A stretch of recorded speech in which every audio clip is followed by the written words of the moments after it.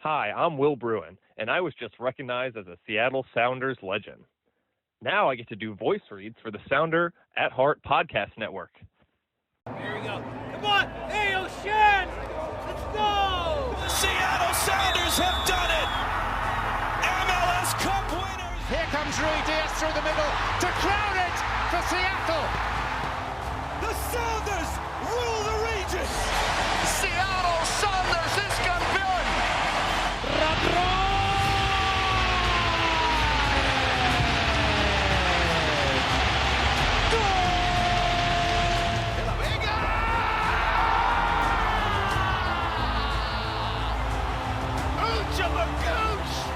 All creatures great and small!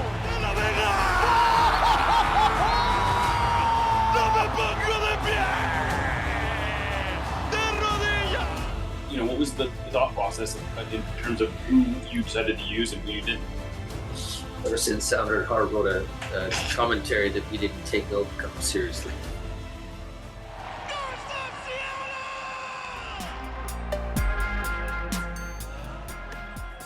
This episode of Nos Arietes is sponsored by Full Pull Wines, a Seattle-based wine retailer and proud sponsor of Nos Arietes since 2011. Full Pull was founded in 2009, is based in Seattle, and is owned and operated by longtime Sounders supporters. They offer the best boutique wines of the world to members of their mailing list, with special focus on their home, the Pacific Northwest. Yeah. Well, now we are. Now I can say, hey, Nico. I know a lot of things. Oh, no. All right. Well, first off, I do this all the time with him. yeah, he knows. I mean, you should see some of the B-roll. Look, I'll tell you the story. You can keep this on there. Okay. You can actually use this. Okay. So, look, Kev's had a tough upbringing. I mean, he's got Alex, Yeah. who can be a mean boss. And he's got The worst. Matt, and Matt can be he's a big Monster. bear. He's a big bear, big teddy bear sometimes. I mean, he's got really thick skin. But then there's Kevin, a nice kid, he's, whatever. But he's had some challenges as he's coming up. And if he ever makes it as, PR, I don't know what your exact title is, Press officer? press officer, if he ever makes it in MLS stardom or NBA or Yeah. NFL or wherever his ceiling is, it's going to be because of this week here in Marbella. Wow. He has knocked it out of the park with our owner, with me. I mean, he's got all the details have been dialed in. He's got content going back to America. I mean, he is going to get the game streamed if I mean, this will be the week that in his memoir, it's going to say, I remember this. And he managed to get Sounder at Heart out to Marbella for the first time to be greeted by this wonderful weather. Well, you guys brought the shitty weather. No, wait, no. I heard that this was going on all the time. It's Noah's fault. He should have brought a rain jacket. Yeah. It's Seattle. I don't like that. Actually, you're correct. And Christina and I never walk with umbrellas. Yeah. I mean, that's for tourists. Yeah, that's for tourists. Exactly. Well, this has been a very news-filled few days. Oh, yeah. What was this is not necessarily for the Q&A. Maybe it will make it in there. But what was your sort of feeling around the whole Obed Vargas thing? I mean, that was like a whirlwind unto itself. Well, I got a lot of thoughts. There's a rumor that he might even make the bench for this game here coming up. Oh, on Friday. Breaking news. There's you gotta dig into that. Yeah. Look, I felt for Craig because there was a lot of work that went into that sale. It was on, off. There were other teams interested. There were obviously the whole Mexican side of things. And look, I'm not privy to all the details, but I do know there was a lot of interest in Obed. But what's serious interest and what's kind of just conversational interest? What is that? And how did he sort through and sift through, all of the, because agents out there putting stories out there and, other teams are getting little tidbits and they throw stuff out there. Some of your reporters might have thrown some stuff out there, and Craig had to negotiate all of that. And look, to be fair, the deal for me is absolutely win-win. Yeah. Because it's Obed's boyhood club. Okay. Is he going to really make an impact and start, or is he going to get loaned out? That's kind of irrelevant because, he's at his boyhood club and he has an opportunity to actually make an impact at the place where he really wanted to go. So that's a storybook ending on his side of things. Yeah. And then on our side of things, I mean, look, people can say, well, he was worth $10 million or whatever. He's worth what the market paid for him. Okay. And we've got a hefty sell-on fee. And Craig worked hard to negotiate because they were negotiating back and forth for, 72 hours straight. I mean, he was back in England, so he could be on this time frame. And, we were on the phone with each other every couple hours. Adrian, whenever he got up at 4:30 in the morning, was, talking to me and Craig. So it was a hard deal to get across the finish line, but we look pretty good as a club that developed a player. Mm-hmm.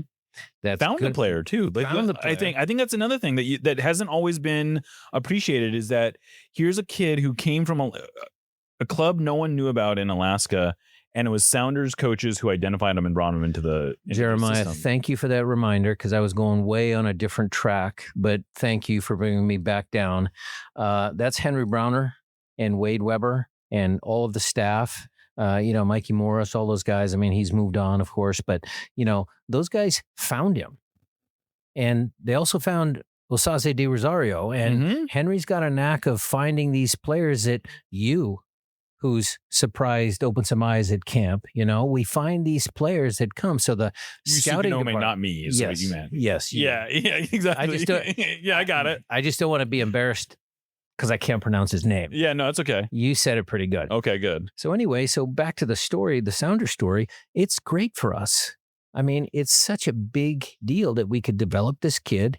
And Brecky deserves a lot of credit for putting that kid where he's at today, because they used to, after road trips, they'd come back, they'd sit next to Brecky, they'd watch the film. Brecky was doing the work with the midfielders, how we rotated, how we changed into 3-2. And, there was a lot of work put in by the coaching staff, scouting staff, everybody, and for Craig and Adrian to bring the deal home in a positive way for us. I just think the whole thing is a success story.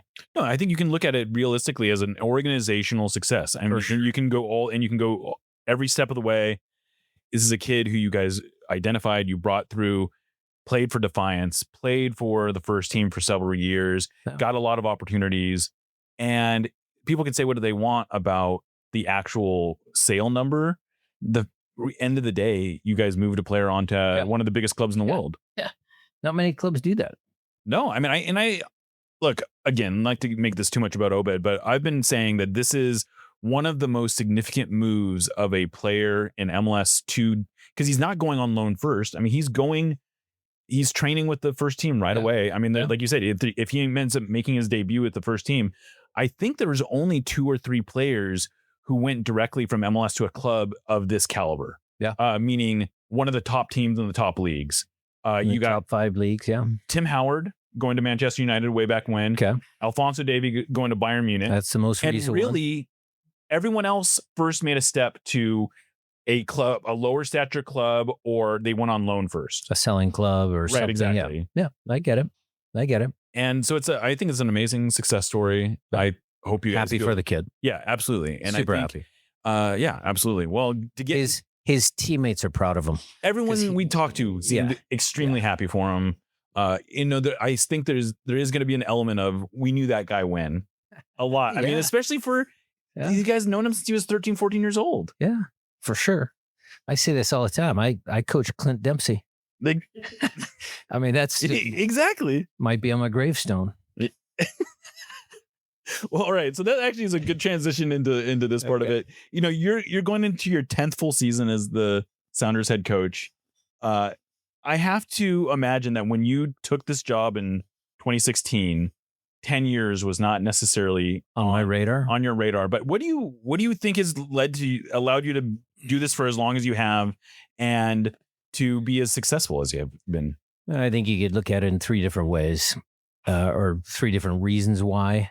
Number one, we have a stable club and a stable boss. So I'm appreciative of Adrian's, keeping me around, even, back to the USL days and all of that. I would say that I've had really good players. I would say that my timing, because a lot of times in life, it's right place, right time, and so I was a beneficiary of coming in, and it wasn't just Nico Lodero. Obviously, he was a big part of it in 2016. Yeah. He came and, kind of changed some things. It was a spark, and we all know that story. But if you look at the rest of the locker room, who I had in that locker room, I mean, that was a good freaking team. Yeah. That was a seriously good team. I just kind of rearranged the pieces and, did a couple, different messaging, and stuff like that. And, it worked. So the final part is the coaching aspect. I think I've had great assistance. Mm-hmm. I've had plenty of help, but I think my ability to kind of, each group each year is a little different. And I think I'm not a systems-based coach. And I think that's where maybe I was able to kind of flex a little bit here, change a little bit here, adapt a little bit here, and not just the players and the playing style and all that, but listening to new ideas, again, back to my coaching staff, because look, Ante and Ezra were different than Jimmy and Gonzo. That's different than Freddie and Preki, and Tommy's been maybe my one constant. I mean, he's the conscience he's on my shoulder, sitting on my shoulder all the time. It's like, okay, Tommy, what am I going to do here? Okay, well, it's the Sounders or nothing. Tommy's always in my ear about blue and green forever. So I've had a wide range of opinions come across, and I listen to them. It's not like I'm stuck with one type of, this is how we have to do it. And I think in our league, in MLS, I mean, look, Peter Vermes certainly had a lot of success being a systems-based coach, and there's other coaches that have success, but our league is too fluid. There's too many rules. There's, players. I mean, look, even FC Miami. I mean, look what he did. I mean, he took Suarez out of the lineup, or maybe Suarez kicked himself out of the lineup, put two young guys on top of Messi. He changed his lineup after the loss in the Leagues Cup, and they took off. And so being flexible in kind of how you play, I think, is critical. Now, again, everybody can go back to what's his name from Columbus? Wilfred Nancy. He might have system-based coach, and he had, good success. But for me, in my environment, I think change has been necessary, and I think change has done me some good. One of the things last year that we asked you about was how this was the most attacking-oriented team you had, and you made a comment at one point saying, "This is how I've always wanted to play."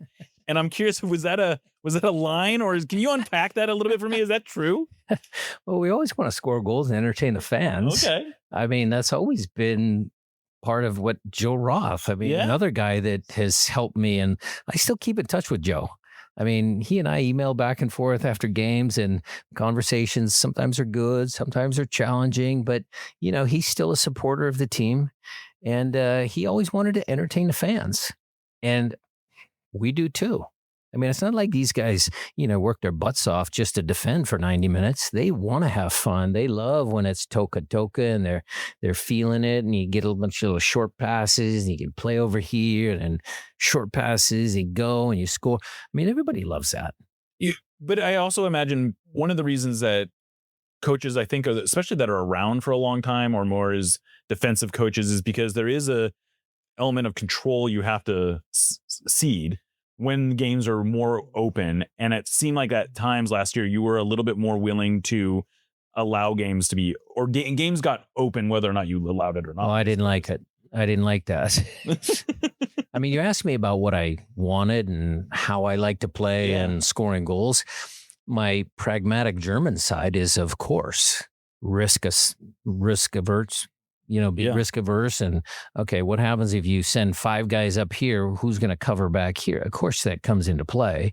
And I am a firm believer of defense wins championships. I'm a firm believer in that because that's what happened with me. But it's also, it's also a balance. I thought in 2024, we got the defending nailed. I mean, we were good defensively. I mean, that the lost LFC in the playoffs, Bawanga gets behind us one time, just one time, and they score. But we, Jordan had a breakaway earlier than Bawanga's. I mean, but we were lights out defensively that year. And then last year, I mean, we were good offensively. Even in 2025, when we lost to the Galaxy, we were super good defensively. So we tried to kind of bring our attacking up. And, I'm not going to sit there and blame it completely on like the defensive side of things. I think what we did is we gave up too many goals on set pieces. Yeah. And, second balls out of set piece situations. And also some lapses in concentration is really, I think, was our undoing. I mean, look, I can bring this up because everybody was witness to us, but, the 2 games before the Club World Cup, the team was distracted. Yeah. And those are points that we dropped. And, the points that we gave up by my total, based on my memory, I think it was we dropped 8 points from winning positions or positions where we were going to collect points. 8 points puts us ahead of Minnesota, maybe even up to third or second. I don't have the table in front of me. And those lapses in concentration, Jeremiah, is what it was instead of an overall collapse. Ymar didn't turn into a bad defender. Right. Nuhu didn't turn into a bad defender. He just got a silly red card in Vancouver. I mean, it was like those moments that unraveled us. Yeah. I mean, I think that you can look at the LA Galaxy game as an example where you're up late in that game and at home, you're up 2-0 going into the second half. Yeah. There's a lot of games. Right. A lot of games like that. Unfortunately. First game of the year, Charlotte. Right. Never should have given those up. There's 2 points. Right. 3-0 at home against the Rapids. Yeah. Not to bring up sore points. Well, but you're right. You can bring up whatever you want because it's true. I mean, those are the facts, and I'm trying to explain the facts as best I can. Yeah. Well, you're known to share a good bottle of wine, a good glass of wine with fellow coaches. What makes a good, when you found a good one, you found a good drinking partner in the coaching staff?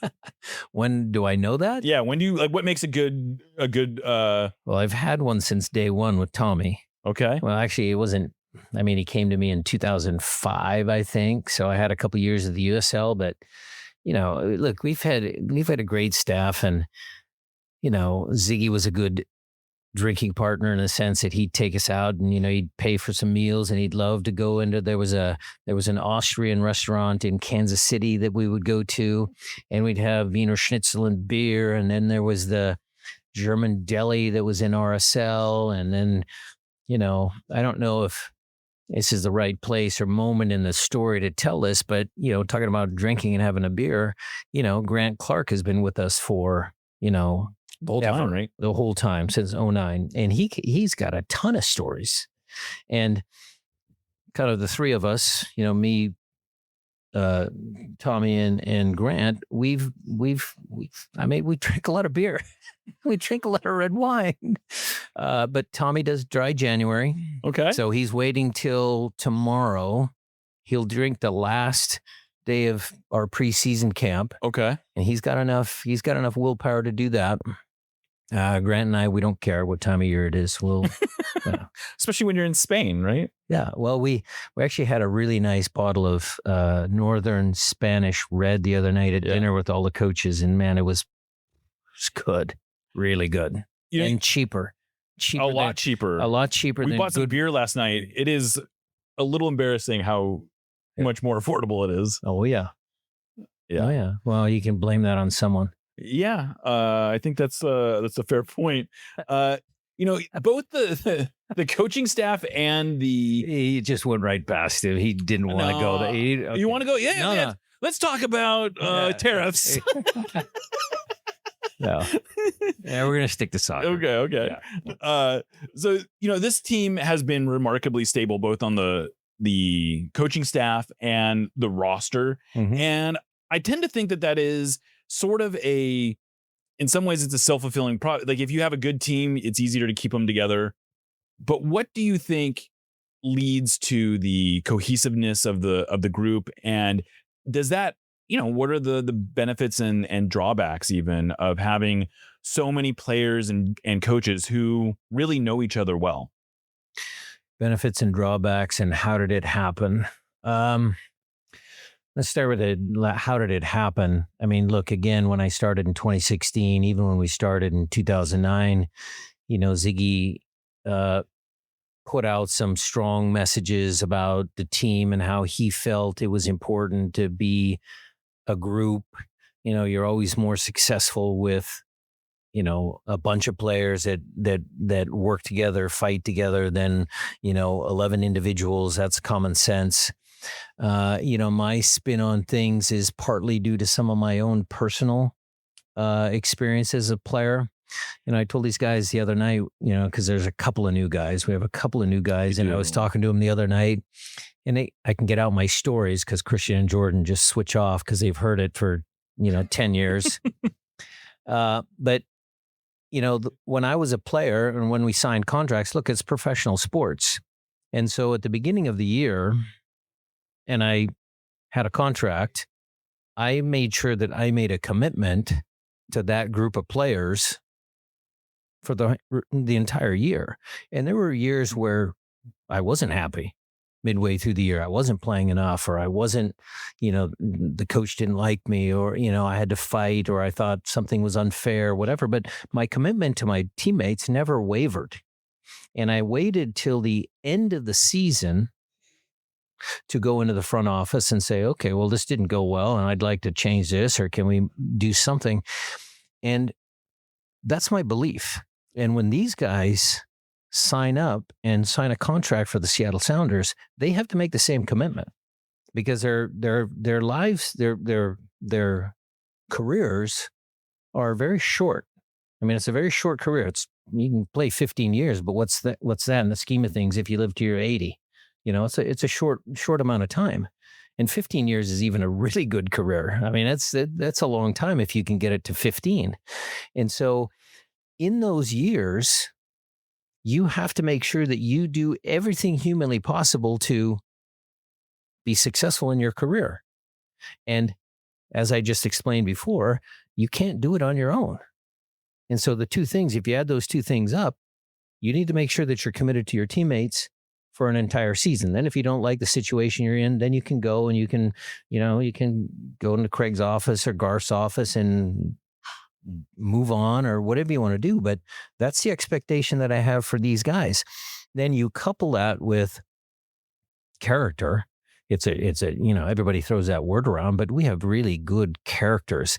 And Craig and I, when we hire people on the technical side of things, we'd rather pick a person that we feel has really top character, and maybe there's another candidate over here that might be a little bit more qualified or have some more experiences, but we don't see him as kind of fitting into what we want to have in our culture.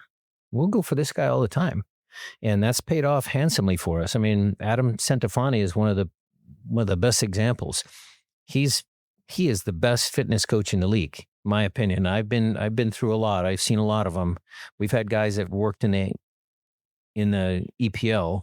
Yeah. Two of them. And Dave Tenney has a great record, and Sean and everybody that's come before him. But Adam is top. I mean, he's really good. And why is he? Because he's humble. He works. He cares about the players. He cares about the team. He's good for the environment. So that to me is why sometimes if you keep good people around, you can be successful. And the drawbacks, I mean, yeah, sometimes it was you bring a big player in, it shakes up the group.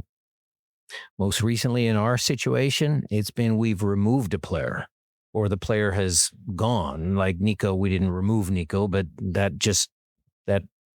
fell apart. The negotiations fell apart, so he left. Mm-hmm. Same with Raul. We didn't renew his contract. And sometimes when you remove things, it has the same impact as bringing someone in. Mm-hmm. So in that sense, there's a little part of me that thinks, we've been stable, we've been successful. The fans want a new shiny toy, but sometimes those other little factors can still give you an edge in certain moments. And certainly we saw that in the Leagues Cup. Thank you for listening to the Sounder at Heart podcast network, which now includes Nos Adietis, Lobbing, Scorchers, and the Cooler Guild. Although this podcast is free, it's only made possible through our paid subscribers. Plans start as low as $30 a year and allow us to remain independent and mostly ad-free. Subscribers get access to all our written and podcast content, including a full-text RSS feed and a mostly ad-free podcast feed that includes every show in one spot. If you really like what we're doing, though, I'd encourage you to sign up at our higher tiers, which include all sorts of various perks. The most popular of those is our members-only Discord, where the real Sounders sickos hang out. I know I've called this group the smartest, funniest, and best-informed Sounders fans in the world, but it's more than the rough equivalent of a Sounders Mensa meeting. Discord is where we make things happen, like for real. You know the promotion the Sounders ran that offered fans the opportunity to trade in their Messi jersey for a Paul Rothrock one? That originated in our community. You'll not only be the first to know about stuff, but you also have a semi-direct line to the movers and shakers at the Sounders organization. If you want to be one of the totally normal people who occupy the Sounder at Heart Discord, just become a supporter of Sounder at Heart. Anyway, thanks for listening, and go Durs. Nos Adietis, admittedly, is not exactly known for our spicy takes, but that doesn't mean we want our food to be mild. Spice up your life with Haxon Ferments. Handcrafted in Georgetown and made with the best local ingredients from across the Pacific Northwest, they specialize in unique small batch fermented hot sauces and vinegars. Haxon Ferments brings bold flavors and natural fermentation together for something truly special. Whether you're a heat seeker or just looking to elevate your cooking, you'll find something you love at haxonferments.com. That's HAXANFERMENTS.com. And right now, if you use the code SOUNDERATHEART, that's all one word, at checkout, you will get a free hot sauce with your order. Again, go to haxonferments.com, use the code SOUNDERATHEART at checkout for a free hot sauce with your order. Haxon Ferments is a proud sponsor of the Sounder at Heart podcast network. Well, two of the players that are those types of players, I think, Paul Rothrock and Stefan Fry, are players who were out of contract at the end of last year. And then after, even though you knew they were going on a contract, you had them both show up to this Washington Legends of Soccer event that you hosted. Did you have any doubts about bringing them in when they were so close and in that being an awkward situation? And do you think that ended up playing any role in them ultimately deciding to come back? I was more worried about Paul and Steph. I mean, look, Steph, wanted to continue his career. He's getting up to it. We didn't want him to leave. There was negotiations in the background starting from when the season was over. But we didn't have a deal on the table. And Paul was different because Paul had a tremendous year. And look, he turned down a lot of money. He left a lot of money on the table to stay with this club. And so I was really concerned that he was going to be gone. But I am thrilled. I mean, I'm tickled that he would, put values in what he wants to accomplish with this club and some of his experiences that he's had. He wants to continue those. I mean, I couldn't be more impressed with his commitment to this team, the fans, everybody. And I don't know, when you find a player like those, and when guys who you keep them. You just have to. Christian and Jordan, those were easy, but there was offers early on for Christian, and Jordan went to play in other places, but he was always going to come back. I mean, look, I can open up this can of worms. I mean, we wanted to keep Nuhu. Mm-hmm. I mean, look, we've had some challenging conversations with Nuhu because, when he was young, he was certainly fiery and he had emotions and, he was a little immature. But now look what we have. We've got a mature captain of the Cameroonian national team. And, I was a little concerned about that. I was like worried he was going to come into camp and he had a big head and everything. But he's been great. And he's been a leader. He's like coach's dream. So I'm happy that we re-signed him. I don't know that I was expecting to hear who's been a coach's dream in this interview. But so far, it's been 2 weeks. Well, he got to Spain. It's been a week. Okay, maybe it's a little short, but okay. Because so far so good. So far so good. We're happy to hear that. So you took ever since you took over from Siggy in 2016, but before that, you had a couple opportunities to do something else. Yep. If you knowing what you know now, if you were to take what you learned under Siggy and sort of in your time here and tried to, what do you think you can translate? Because so much of what you have here feels like it's specific to Seattle. But what do you think you could have exported to somewhere else? If someone's asking what's the magic, how do I make this happen? How do I replicate this in somewhere else? Hate to lose, never quit, fight for your teammates, build culture.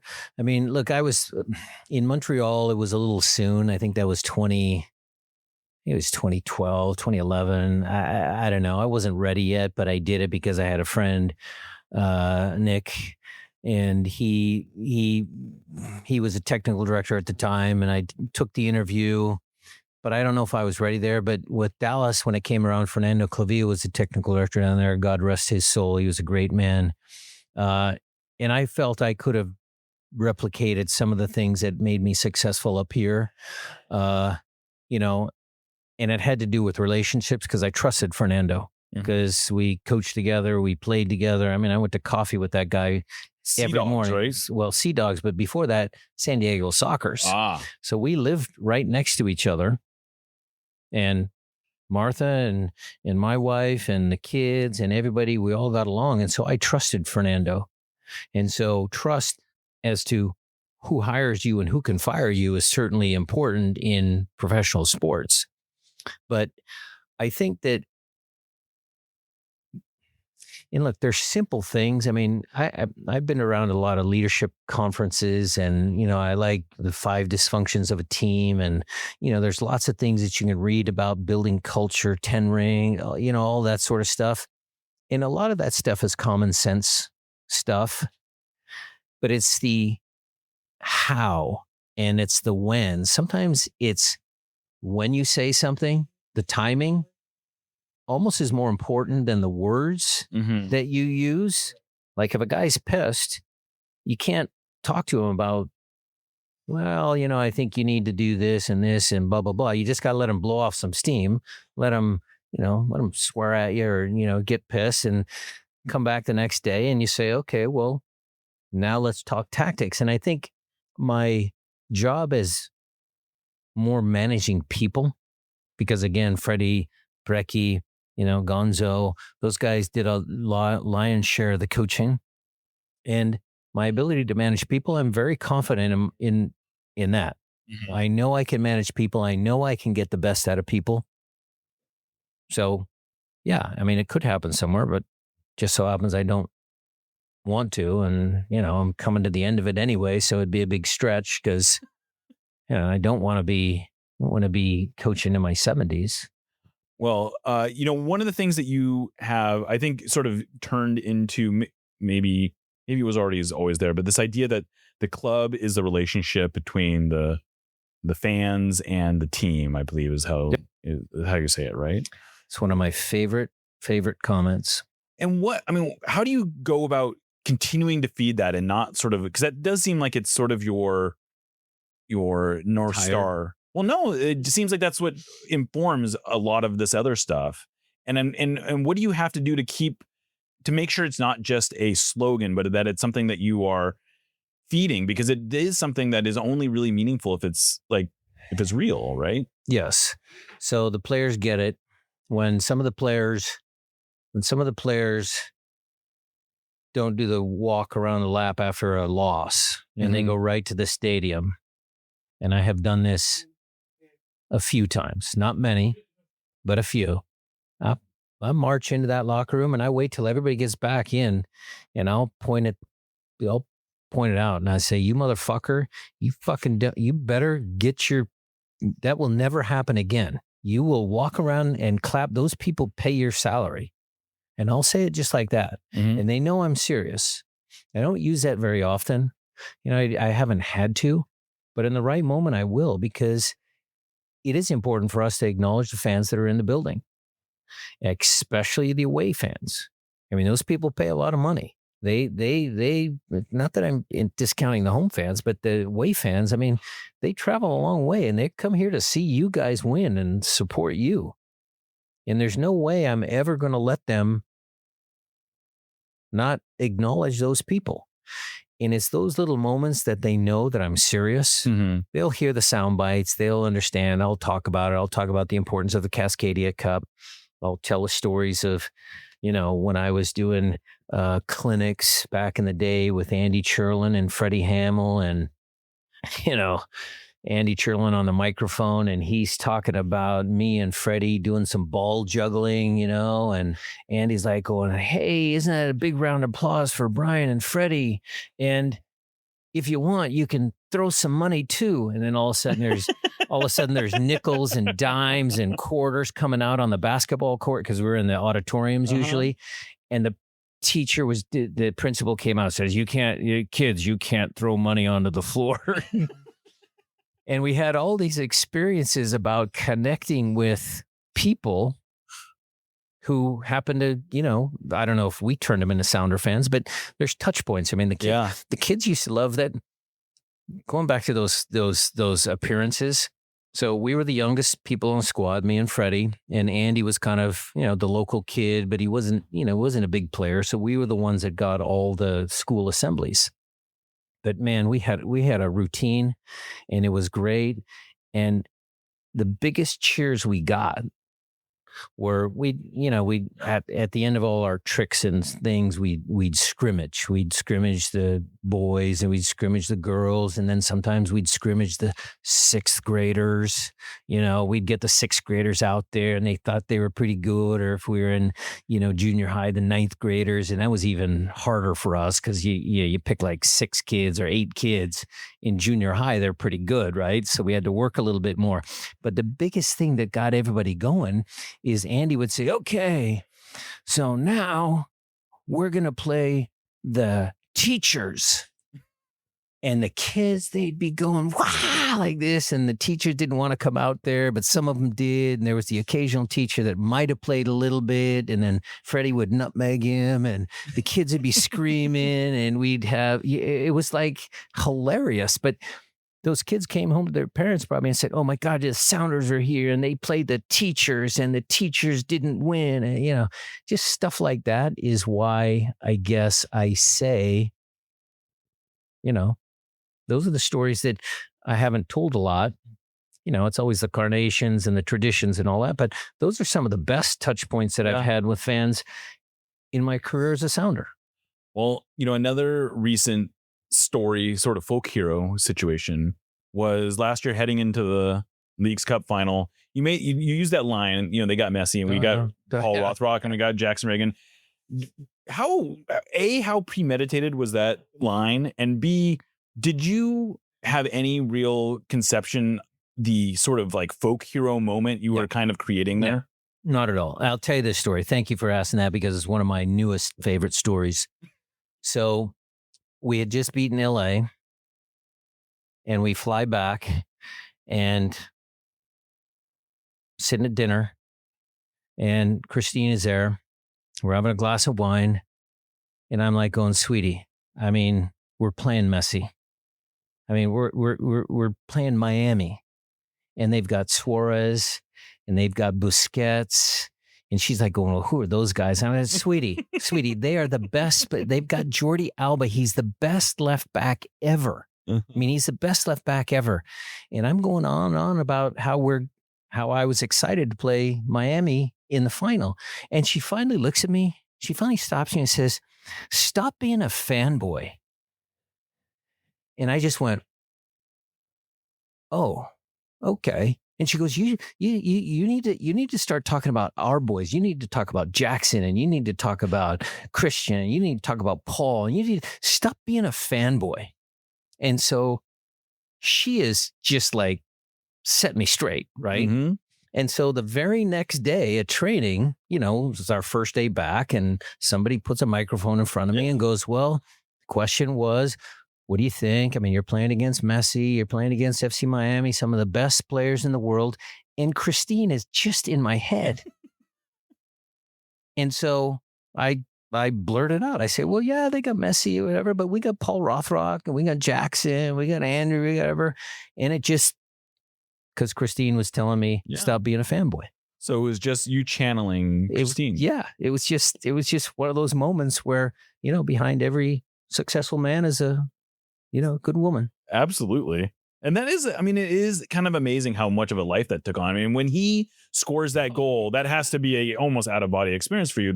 Out of body. That it is because we can see the angle, where we sit on the bench. Right. We can see the angle. So we see the ball, Alex, miss pass, but you see Paul, he's a sneaky fucker, and he comes in there, and then he hits it with his left, and it goes in the far corner, and the place just erupts. I mean, it's just, you can't get any better than that.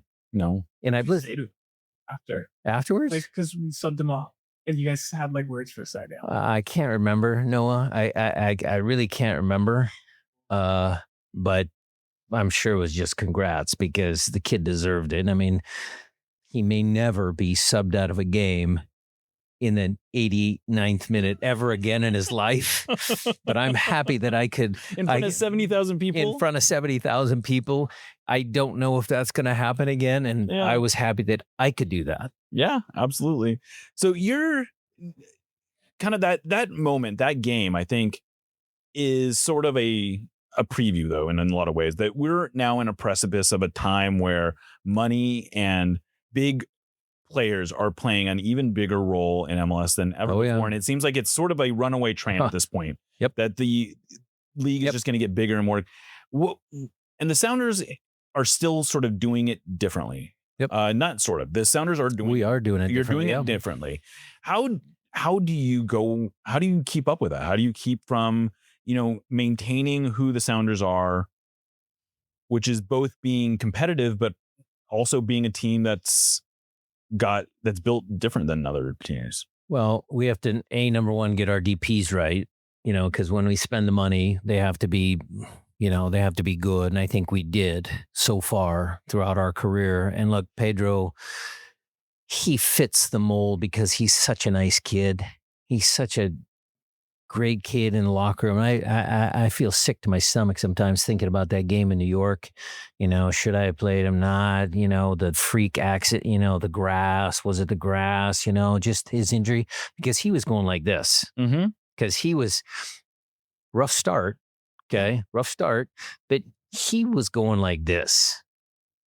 And we needed that because he would have been a star. He is a star. He's going to come back, but it's challenging. And so we have to get our DPs right. We have to maintain, the culture, the character, the never quit. And, we have to continue to try and evolve tactically. I think, look, Musovski scored 18 goals.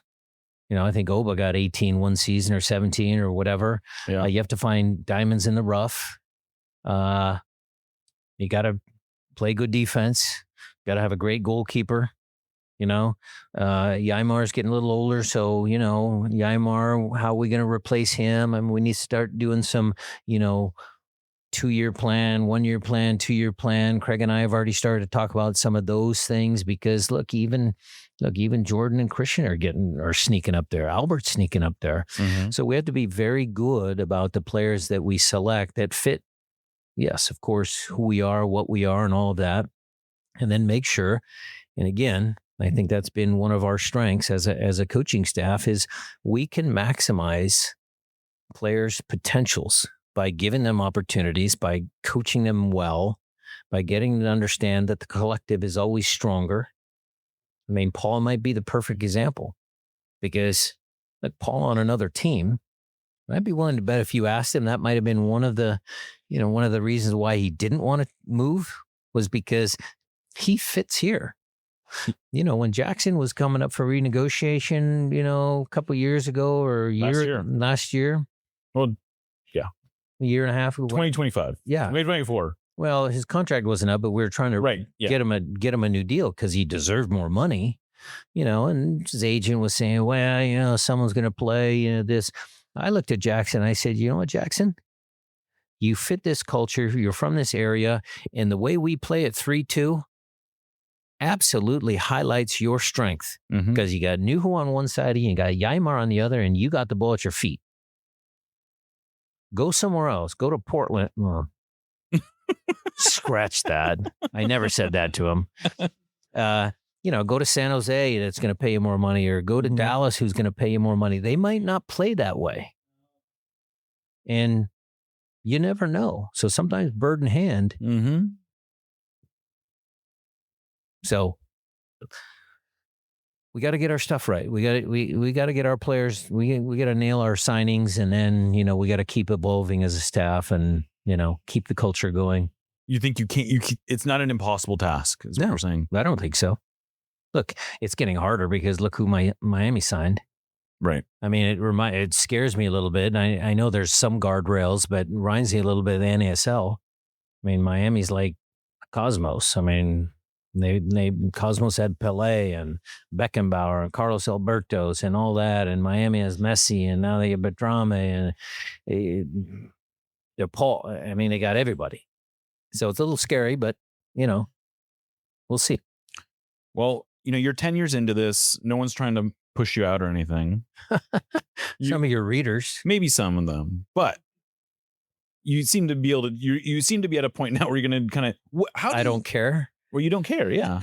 But what do you want to be? I care about all your readers. What do you want to be? But what do you want to be remembered at? What do you think when it's all said and done? What do you want people to be saying about the Sounders during the Brian Schmetzer? That I left the club in a better spot than when I got here, and I think I'm gonna push that back all the way to 2002. Because it's not fair to Zig. He really pushed the club in a great launch. So I'm not going to compare myself to him, but when Adrian and I started in 2002, I want to make sure that we've left the club in a better spot. And I think we have in many ways. Yeah, almost every way. Almost every way. But I mean, it's been long. It's been hard. There's been challenging moments. There's still going to be challenging moments. But we're doing the best we can to treat people. Adrian and I, when we first started, it was like we under-promised and over-delivered. That was kind of our mantra because we had to, right away cut salaries right away in 2002. And that stuck with me. Bart Wiley and, some of the conversations we had early on with some of the players, Scott Jenkins and Eddie and Leighton and all those guys. I mean, those weren't easy conversations yet. I mean, we had to cut some guys' salaries. And in return, we said, you know what, we're gonna cheat you good. Well, Brian, that's I think a good place to end this conversation on. You've been wonderful. Always love being able to do these things with you. It's been a little bit. I feel like it's been a little bit. Yeah. Well, Noah said he was going to buy me a glass of wine at the bar. So nice. So after dinner, I'm going to order the most expensive, and it's probably going to be 35 euros. Yeah. So it's not going to break the bank. A lot of Scorchers audience will be. Yeah. Okay. Exactly. Well, you get some sound bites maybe. Get your phone out, and you might get some sound buzz for your podcast. So. Uh-oh. With us. Yeah. Oh yeah, you should come. We get the team meal. Oh. And we're watching film. Oh, okay. I mean, we'll come watch now. Yeah. Well, you guys actually should watch film. We should. I agree. At some point. We would love to get, I was told I needed to ask about getting that full 22 on one of these days. The all 22 video from you. All 22. Football term. Yeah, the 11v11. The 11v11. Picture, got it. So you want to see everything that we do prior to matches. We've talked about having like a media film session type situation. At least one, so we can do it. Okay. There's some, you know what? Because you're gonna have to be sitting there explaining. Yeah, we'll be selective. Yeah. Well, just talk about the pivots for Moz. Just a lot of pivots. Yeah.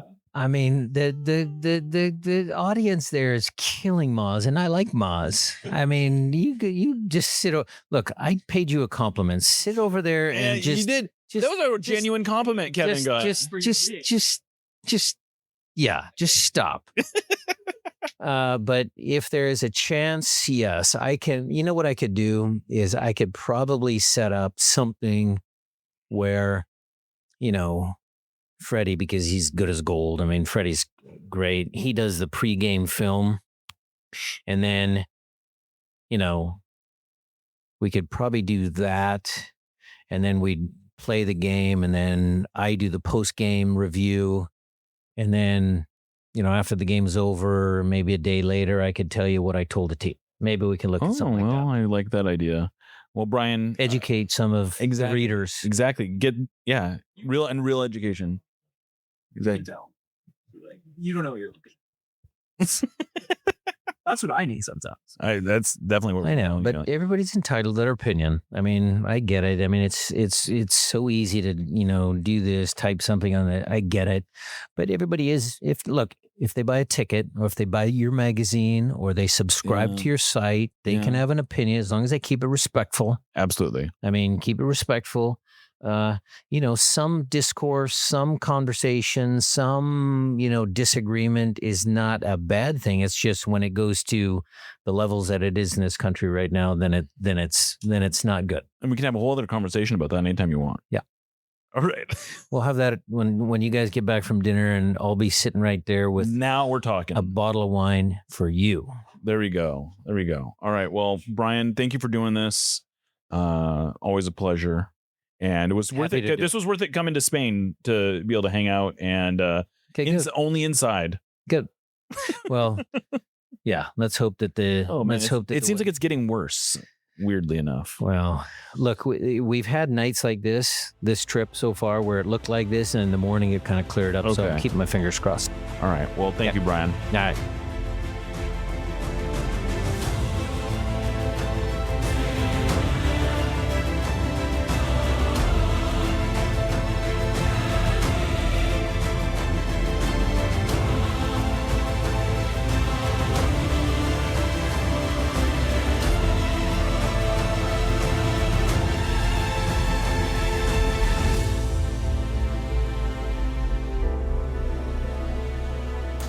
Let's go, Sounders.